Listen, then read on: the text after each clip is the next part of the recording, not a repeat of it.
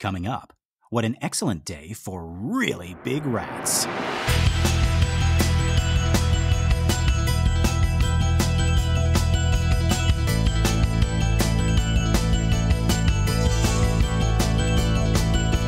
Well, howdy folks, and welcome to Minute 12 of The Exorcist Minute, a show where we endeavor to examine, extrapolate, and excavate The Exorcist, minute by terrifying minute. My name is Lester Clark. And I'm Keenan Diaz. And I'm Ian Hinden. And yes, we are joined once again by our friend Ian Hinden, and we will be your holy guides on this journey through what some have called the scariest movie of all time. Okay, so folks, if you remember, our last minute ended with the end of the prologue in Iraq and the beginning of Georgetown. And before we go into this minute, I just want to read from the book because, folks, we are now out of the prologue and into part one. So here we go. A reading from the Book of Blatty. 1. The Beginning. Chapter 1. Like the brief doomed flare of exploding suns that registers dimly on blind man's eyes, the beginning of the horror passed almost unnoticed. In the shriek of what followed, in fact, was forgotten, and perhaps not connected to the horror at all. It was difficult to judge. The house was a rental, brooding, tight, a bride colonial gripped by ivy in the Georgetown section of Washington, D.C. Across the street was a fringe of campus belonging to Georgetown University. To the rear, a sheer embankment plummeting steep to busy M Street and, beyond, the muddy Potomac. Early on the morning of April 1st, the house was quiet. Chris McNeil was propped in bed, going over her lines for the next day's filming. Reagan, her daughter, was sleeping down the hall, and asleep downstairs in a room off the pantry were the middle-aged housekeepers Willie and Carl. At approximately 12:25 a.m., Chris glanced from her script with a frown of puzzlement. She heard rapping sounds. They were odd, muffled, profound, rhythmically clustered, alien code tapped out by a dead man.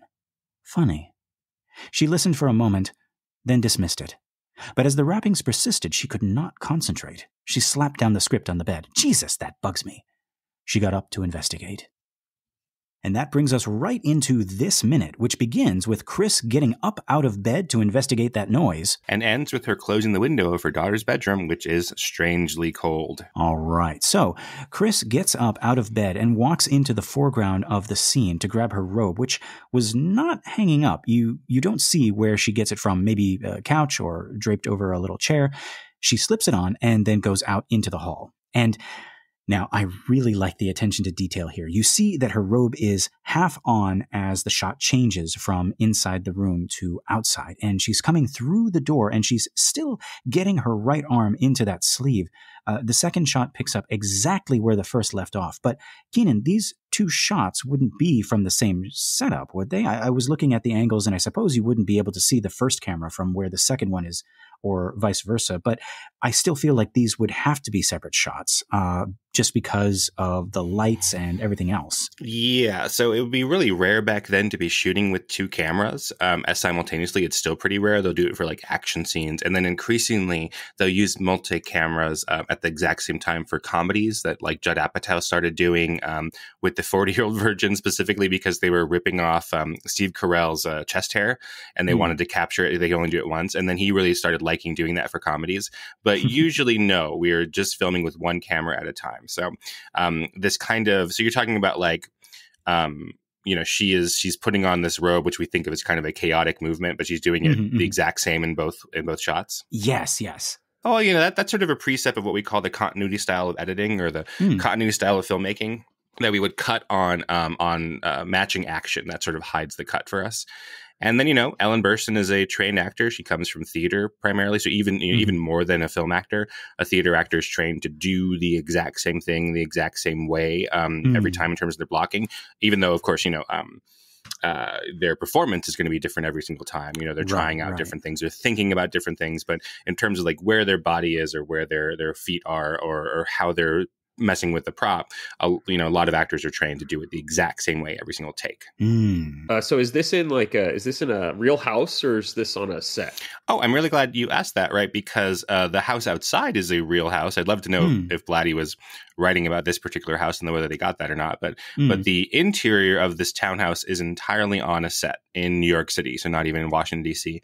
And it will be, in the later scenes, refrigerated. So even though here we're dealing with the cold, like the set there is actually in a giant refrigerator, so that we could see the actor's breath. That was something Friedkin insisted on. I was actually going to ask you, because in a minute we're going to go into this room and it's going to be very, very cold. And I know that in later shots, Friedkin was refrigerating the room, but I wanted to see, like, do you think he was doing it by this time or not yet? I don't know, right? Because the only reason you would do that is to see the actor's breath. I mean, Friedkin is this generation, which we call the film brats. You know, they're real film assholes sometimes about things, right? Like, they're, as we talked about, like Friedkin shooting the French Connection on the street and really doing these things, or insisting that people really punch each other. Later on, Coppola will encourage Martin Sheen to really have a nervous breakdown. Martin Sheen in Apocalypse Now punches through a mirror and cuts his arm, and it's Sheen who's yelling, don't cut, you know, just crazy things like that. So I wouldn't put it past Friedkin to want to make the room cold, but as we look at it, right, I mean, how do we know it's cold? We just have the wind blowing through the window and Ellen bursts in acting. Like, she could pretend it's cold. Wow, who knew? Speaking of pretending it's cold, Ian, I believe you have a story about one time when you were doing a film. Oh, well, it wasn't a film, but I was taking a class over at UNLV, and it's a pretty cool setup for the class because I was taking it as an actor. But the class is for directors and actors. So it's a mix of directors who are getting to, learn how to work better with actors getting to improve their craft. And so it's just all around, it's a great setup for everybody. And so we were doing our final. And so for the final, the professor is going to watch a director work with some actors, give them some feedback, and just see how they respond to it and get it all kind of handled at once. And so before our time slot, we're waiting before we go into the room. Our director, it's me and an actress, our director pulls us aside and he says, hey, don't worry. We got this. I have a secret trick, which is going to make it so that we nail this scene. Okay. And it's a scene that's taking place in the cold. And so he pulls out, he's got he's got these ice packs. Okay. And so we tape these ice packs to our bodies underneath our clothes. And so we have these ice packs on under our clothes, and it's like we go in and we do the scene. And actually, it's I wouldn't say that they helped. But I mean, it's I wasn't really thinking about them. I'm just kind of ignoring them, and just acting the scene out, right? Yes. But then you and Lindsay, who are you're doing your work to prepare, because I was there too in this class, right? Your active preparation is to, how do you suggest that it's cold, where you wear winter coats, right? So you have these winter coats over you. So I'm not sure. Did it feel cold? Under that at all, or did it feel like nothing at all? It's just like a big cold compress, right on your stomach and your back. He had a few. He had quite a many, more than you might need even for a picnic. Was this director's name William Friedkin Jr.? In any case, the scene I thought went off pretty well, right? And we finished, and the professor was like, "Oh, I thought that was a great job. That was a great job." And that actually would have been the end of it, except for the fact that this director, they had to bring attention to this this brilliant plan of theirs, right?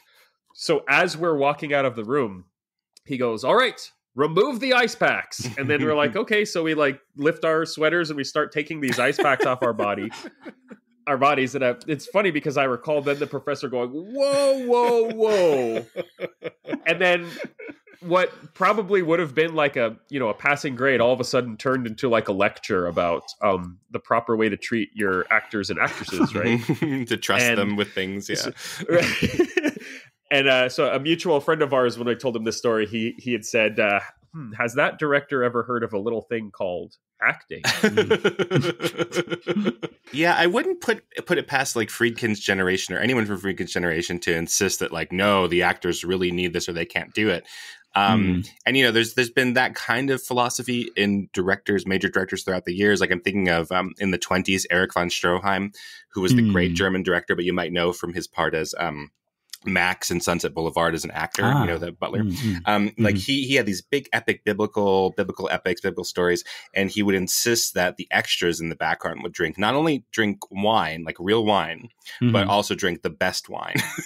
So, the studio where we're like, why do you need them not only to drink wine but to drink the best wine? We can barely see them in the background and the audiences know the difference.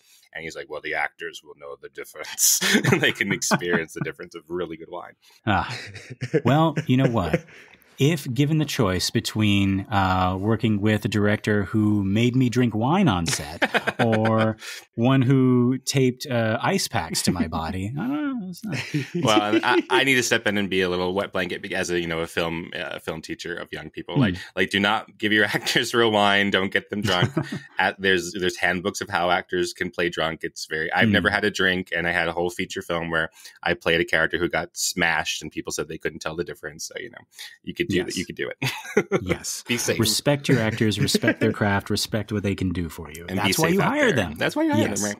Yeah. And then later on, we are refrigerated for sure. And you could absolutely see the difference there because that's visual. And we have, our actors breathing out. And we had the set, starting at like negative 10 degrees Fahrenheit, something crazy like that, because of the amount of heavy, film lights. We had to start that cold, and then it would gradually warm up to, 30 degrees. Now, I love what the camera does here as it moves up from behind the railing to follow her. You don't even notice that you're behind the railing until it passes in front of us, obstructing our view for just a second. And then we're back again with Chris, just as another crash is heard. And Chris looks up, around, and then down as if maybe she can't pinpoint where the sound is coming from. But then we cut to this angle from behind and below, and both Chris and the audience look up as another crash is heard beyond that attic door. Yeah, so I think it's really interesting hearing. I'm watching the movie a little bit differently than you two. I got tired of the Amazon version, and so I have a Blu-ray rip, the kind that I would use for teaching in class.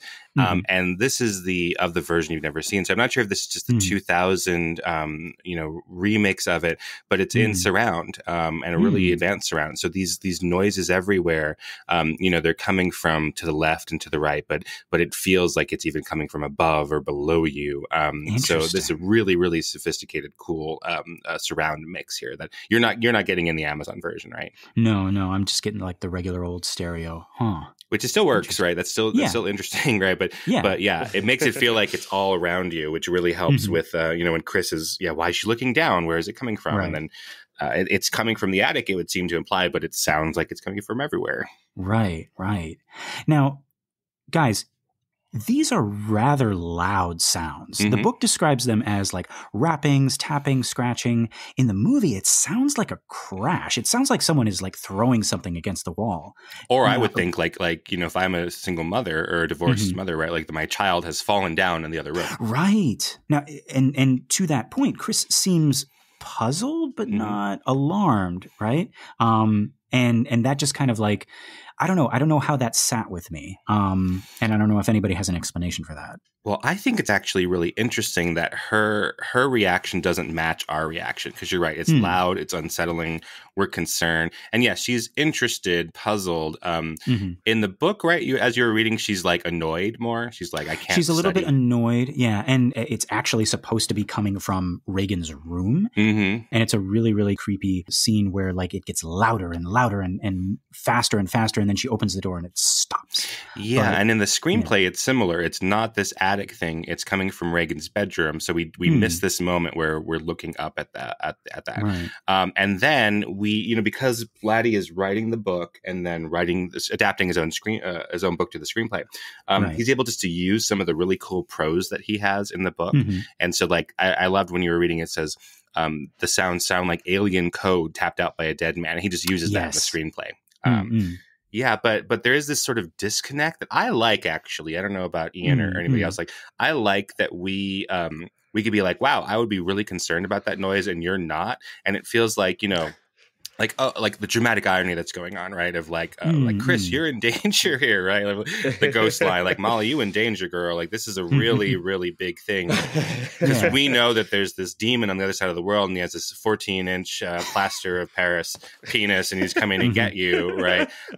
So it helps with that dramatic irony that I associate with like the original Dracula or the film version of Dracula, Todd Browning's Dracula, right? Where at that point, everybody who's watching that film knows what a Dracula is, and Renfield doesn't. So like he's there with Dracula, and Dracula is like, I never drink wine, and Renfield's like, that's a weird thing to say, and we're like, oh, that's actually fun. It's really fun to see him being stalked by this thing in front of us because it makes us feel like superior to him, or I'm not sure, but it's definitely fun. We know something he doesn't. We're a little bit more in control of the situation than he is. Right. Yeah. And it's interesting that you bring up Dracula, talking about, for example, just even the original source material, the book.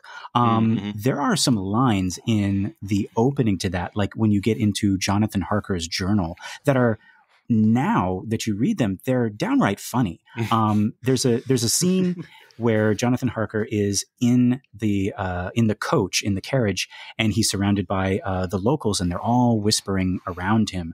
And, he doesn't know what they're saying because they're speaking in a different language. So he gets out his dictionary and he translates a little bit of it, and he reflects. He's like, oh, some of these words are a little bit unnerving. I'm seeing werewolf, and I'm seeing Satan and hell, and something that could be a vampire. I must really ask the Count about all of these quaint superstitions when I meet him.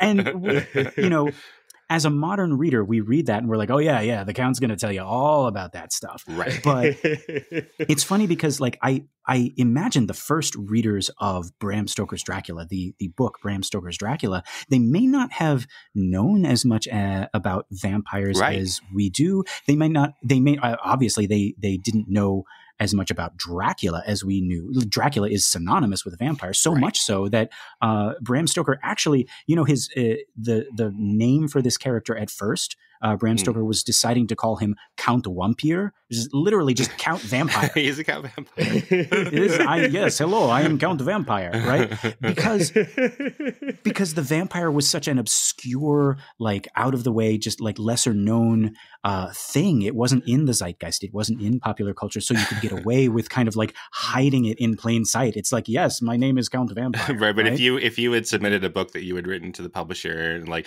the bad guy here is like Dr. Serial Killer. Yeah. They were like, you have to start over, Lester. Yeah.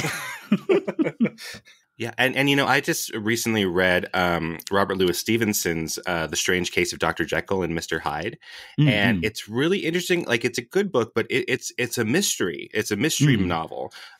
So it was so successful that it ruined its own surprise, right? Because now we use that term and we know what it is. So like the whole thing is set up where like people are like, what is the deal with Dr. Jekyll and Mr. Hyde? He keeps protecting this guy, Mr. Hyde, who nobody likes and is violent, and Mr. Hyde gets to go into his house and leave from the laboratory door. And why is that? And why don't we ever see them in the same place, even though they're best friends? And so it ruins it. And it's probably not as good of a book, like in terms of its writing, as Dracula. So at least Dracula has a lot more interesting things going on there. But yeah, like you can't ever read it with those fresh eyes anymore, right? Which is a pity. I mean, because now everybody knows about Dr. Jekyll and Mr. Hyde being actually. No spoilers here. Yeah. Right, but that's literally the last chapter. That's literally the last chapter of the book where they reveal that, and I was like, wow. Oh my god, that would be so amazing to read that for the first time and see. So to kind of like to Keaton's point though about this dramatic irony and about going through it the first time, right? So we have this luxury that, we could look it up. We could see, Pazuzu. Pazuzu, we, have Wikipedia these days. So we can see that he's the personification of it's the Western wind? The Southwest wind, specifically. Okay, Southwest. Yeah. So he's the personification of the Southwestern wind. But, the film, for somebody watching the first time, has to still kind of give this...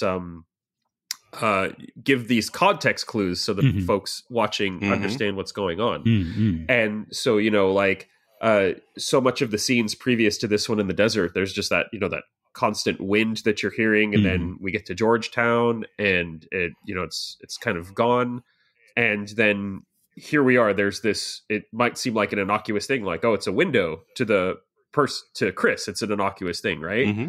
But for us in the audience, we're like, oh, that's the wind. That's the wind. Pazuzu's already here. Ah. Oh, I hadn't thought of that, but of course, right? Because we've been going from we have this plain noise that makes it sound like it's a journey, right?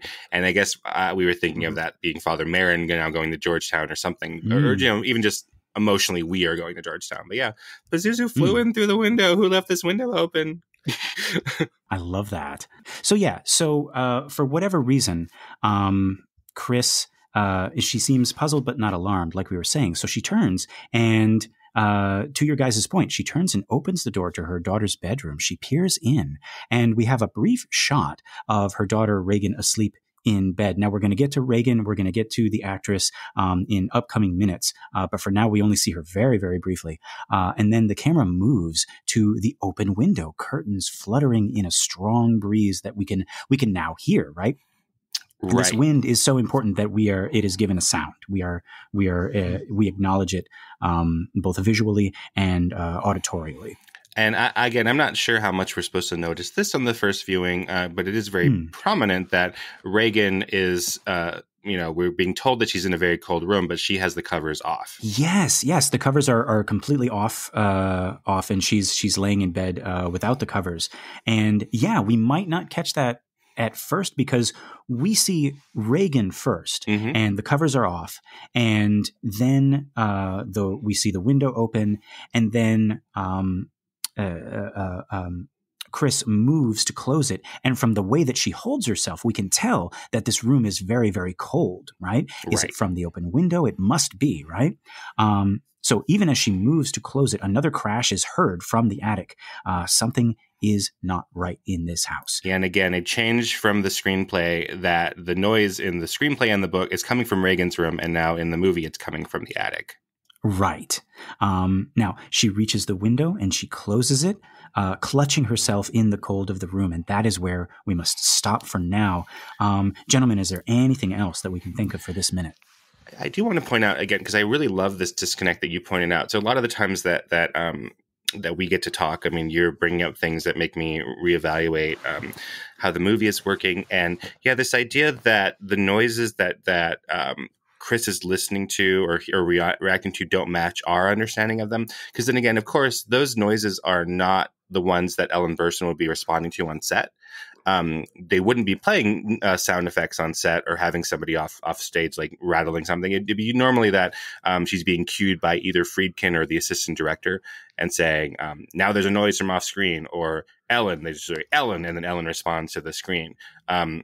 Or to the noise. So, Ellen Burstyn probably was not aware of what the noise would be in the finished film, because they're making that later on through the Foley artist, the guy who's making the special effects.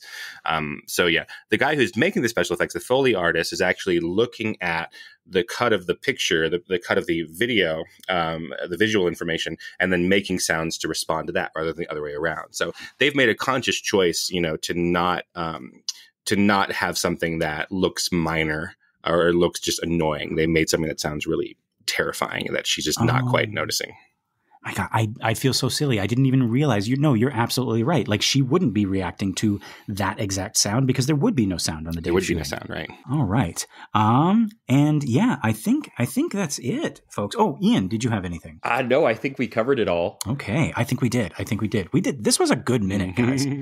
All right. I'm going to go with you first, Ian. Ian, are you thinking what I'm thinking? I'm thinking what you're thinking. Okay. And Keenan, how about you? Are you thinking what me and Ian are thinking? I think I am Ian and Lester. Okay. All right. Folks, until next time, the power of Dracula compels you. Ha, ha, ha.